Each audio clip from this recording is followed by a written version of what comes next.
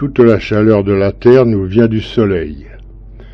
Une partie des rayons solaires, presque un tiers, est réfléchie directement dans l'espace par les nuages, par les banquises, la neige et même par les déserts.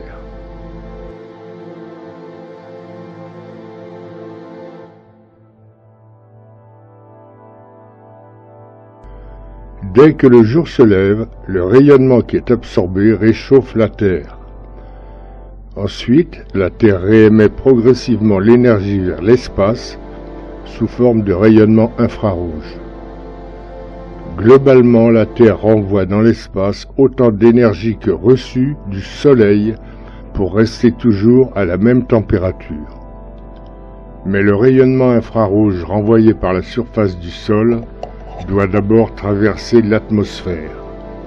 L'air est composé principalement d'azote et d'oxygène qui sont transparents aux infrarouges et n'arrêtent rien. Il ne faut pas oublier qu'un gaz est l'objet d'agitation intense et désordonnée de ses molécules. Si par contre une molécule de vapeur d'eau est sur le trajet d'un infrarouge, elle peut l'absorber et être excitée, donc réchauffée. Deux possibilités existent alors. Réémission d'infrarouge dans n'importe quelle direction, ou transfert de son énergie par collision moléculaire, ce qui est des milliers de fois plus fréquent à la pression normale. La molécule d'eau capture donc un infrarouge, ce qui change son niveau d'énergie. Par choc moléculaire, son énergie est transférée à des molécules proches. Azote et oxygène se heurtent aussi et échangent de l'énergie. De proche en proche, toute l'atmosphère se réchauffe.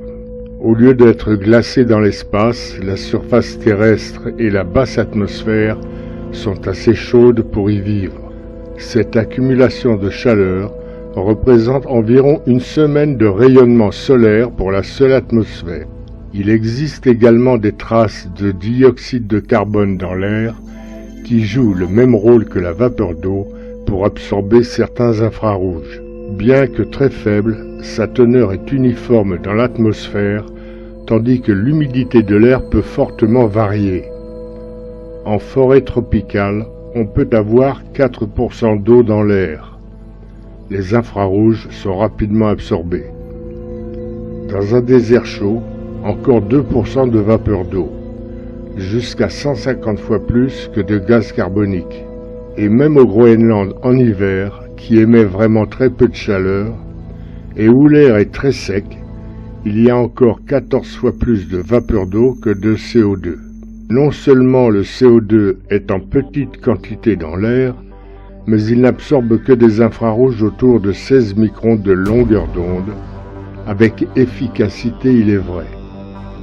Dans la basse atmosphère, la vapeur d'eau, bien que moins efficace à 16 microns, absorbe déjà ces infrarouges, car il y en a en moyenne 100 fois plus que de CO2.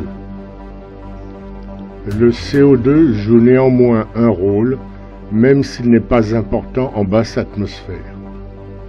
Quant aux variations de teneur du CO2 depuis 60 ans, leur influence apparaît minime. Mais alors, qu'est-ce que l'effet de serre, soi-disant purement radiatif? Cette théorie s'appuie sur la réémission des infrarouges dans toutes les directions, y compris vers le bas, en oubliant totalement l'agitation moléculaire dominante. Certains ont assimilé cet effet à celui d'une serre, comme si une vitre entourait la Terre. D'autres, moins excessifs, disent que eau et gaz carbonique jouent le rôle d'un isolant comme d'une couverture. Il y a même le modèle de Martin Wild qui prétend que l'air froid d'en haut réchauffe la Terre par on ne sait quelle violation des lois physiques. C'est comme si une crème glacée pouvait réchauffer la langue. Selon cette théorie, les couches de molécules absorbantes dans l'air renverraient alors autant d'infrarouges en haut qu'en bas, comme le ferait un miroir semi-réfléchissant. Les successions de couches moléculaires feraient autant de miroirs semi-réfléchissants. Après 6 ou 7 miroirs, c'est-à-dire en fait à quelques centaines de mètres d'altitude, l'effet miroir serait donc total et aucune énergie ne pourrait retourner à l'espace. La Terre accumulerait l'énergie solaire et deviendrait progressivement très très chaude. En fait, comment la Terre se refroidit-elle? D'abord, une partie des infrarouges terrestres atteint directement l'espace à travers une fenêtre de fréquence où ni eau ni CO2 ne les arrête. Ensuite, l'évaporation intense de l'eau, surtout à la surface des océans, qui couvre 70% de la planète, va former les nuages. Ceux-ci arrachent d'énormes quantités de chaleur potentielle qui est restituée en altitude quand il pleut ou qu'il neige. Les vents, les courants ascendants, les tempêtes mélangent les couches d'air réchauffé de la surface avec l'air en altitude.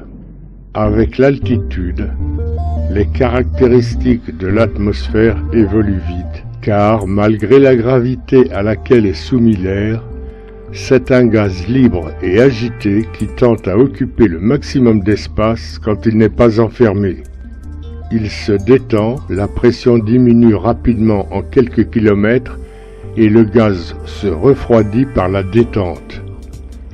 Comme il fait plus froid en altitude, la vapeur d'eau se condense en nuages et en pluie, en libérant alors son énergie. Aux environs d'une dizaine de kilomètres, la vapeur d'eau a diminué à une concentration du même ordre que celle du dioxyde de carbone, dont le rôle est ainsi accru.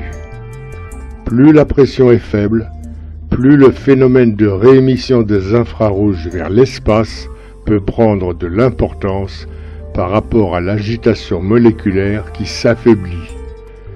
La température globale de la Terre et la chaleur apportée par le Soleil s'équilibrent.